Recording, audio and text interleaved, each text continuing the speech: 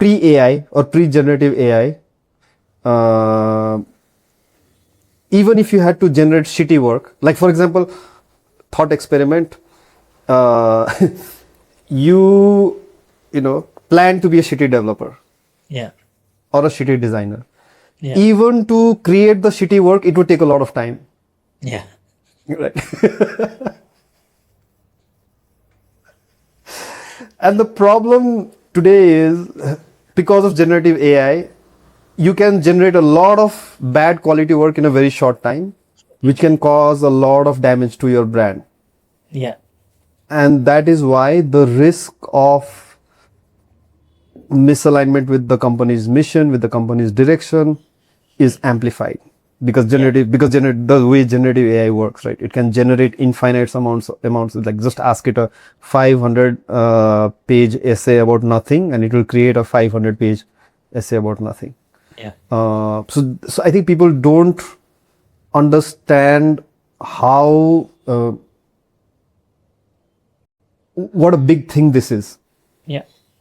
that you can create output that has no outcome. Yeah.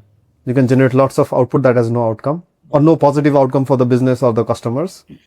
And this drug that, that the feeling of, oh, I created some output, we're already seeing and what's, I think, okay, let's go back to the core topic of the last 4 months. Yeah. I think what's been the most surprising aspect of it was I thought junior people would fall prey to this drug or they would get addicted to this drug. It was the senior people who got addicted. Yeah. The people who I was expecting to, have the judgment to be able to say, no, this is a shortcut. I have taken shortcuts and kind of seen bad things happen because of that. Like you would expect the senior talent in your company to be able to kind of be the blocker, right? Yeah. And then kind of carry the bastion of quality.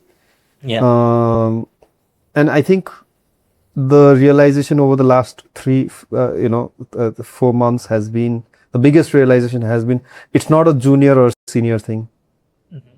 This kind of addiction to low quality work and I wouldn't call it pretense of work.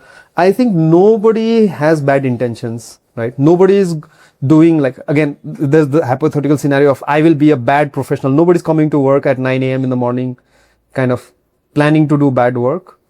But and maybe just like social media, nobody in the first 10 years of social media, the word or phrase social media addiction didn't exist, right? Because we never thought of it as an addiction. It was just too new.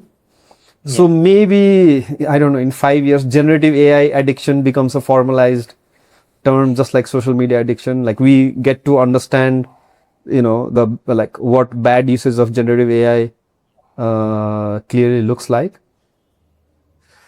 And I'll just finish my train of thought before I get your input. We were discussing about where to use AI and where to not, right?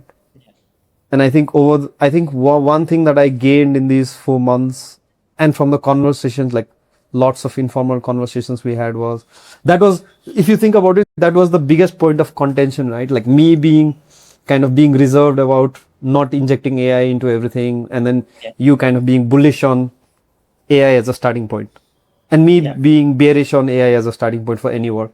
So I think that was where the one discussion where we always locked horns. I think we are on the same page. Like I don't think we were on different pages.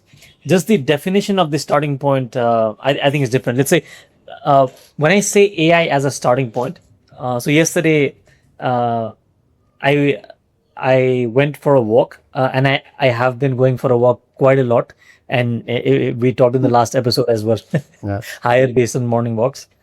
And I was working on a document, and I was talking to Claude. I was working on a document. So as a starting point, if you don't read the output, then it's a problem. If you're not injecting critical thinking, then it is a problem. But if we are using AI as a ghost writer, where we are not getting influenced. Like, there is a critical thinking element between what AI is producing and what we are producing. But then if the AI's argument is seeping into your perception, then obviously we are not really thinking what we want really through. But then if we are sparring with AI continuously and we are not settling on what AI is producing it, then it sort of becomes a very powerful tool to even start with, just from a ghost writer's perspective. So over here, I'm not really using anything of LLMs. I'm just using its ability to write stuff so that I can read more clearly, think more clearly.